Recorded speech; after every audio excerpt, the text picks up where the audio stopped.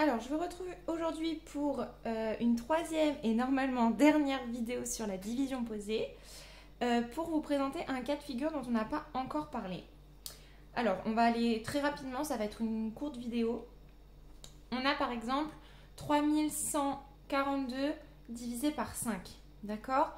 Donc, je répète, pour commencer ma division, j'ai mon dividende ici, donc le nombre que j'ai à partager, divisé par le diviseur. Ok, mon diviseur c'est ma table de 5, donc je vais avoir besoin de ma table de 5. Bon, la table de 5, je ne vais pas l'écrire cette fois-ci parce que je pense que vous la connaissez. D'accord? Alors on est parti.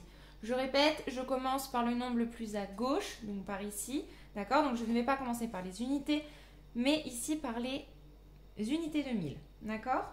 Donc je vais me demander, dans 3, combien de fois 5? Est-ce que c'est possible? Non. D'accord? J'ai 3 bonbons, je veux le séparer en 5. Impossible. Donc, et c'est là l'importance de cet exemple, je ne vais pas prendre les milliers, mais je vais prendre les centaines. D'accord? Quand je ne peux pas, par exemple ici ça aurait été la même chose, dans 1, combien de fois 5? J'aurais pris 14 dizaines. D'accord?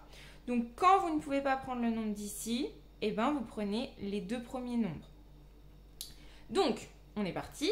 Dans 31 centaines, combien j'ai de fois 5? Donc 5 fois combien égale le plus proche de 31. Donc je récite ma table de 5 et je m'arrête sur 5 fois, je vous laisse réfléchir, 5 fois 5, 25, 5 fois 6, 30, 5 fois 7, 35. Je n'ai pas 35 centaines, donc je prends celui d'avant. 5 fois 6, ça fait 30, donc il me reste 1. Donc je viens mettre mon 6 à mon quotient. 6 fois 5 égale 30, que je viens soustraire à mes 31 centaines. 31 moins 30, il me reste 1, qui est ici. D'accord? Ensuite, dans 1, combien de fois 5? Ce n'est pas possible. Donc, j'abaisse ma dizaine. Donc 14 dizaines, combien de fois 5? Donc 5 fois combien est le plus proche de 14? Donc 5 fois 1, 5, 5 fois 2, 10, 5 fois 3, 15. Je n'ai pas de 15, j'en ai que 14. Donc je vais à celui d'avant qui est 5 fois 2. 5 fois 2, ça fait 10. Il me reste donc 4. J'entoure mon 2 puisque c'est ça que je viens mettre à mon quotient. 2 fois 5 égale 10. 10 moins les 14, 14 moins les 10, dizaines, ça me fait 4 qui est ici. D'accord? Dans 4, combien de fois 5? C'est plus petit, donc je ne peux pas. Donc je vais chercher maintenant mes unités. Dans 42 unités, combien de fois 5? Alors, je fais la table. Alors là, vous voyez, j'ai 30, je peux m'en servir. 5 fois 6, 30. 5 fois 7, 35.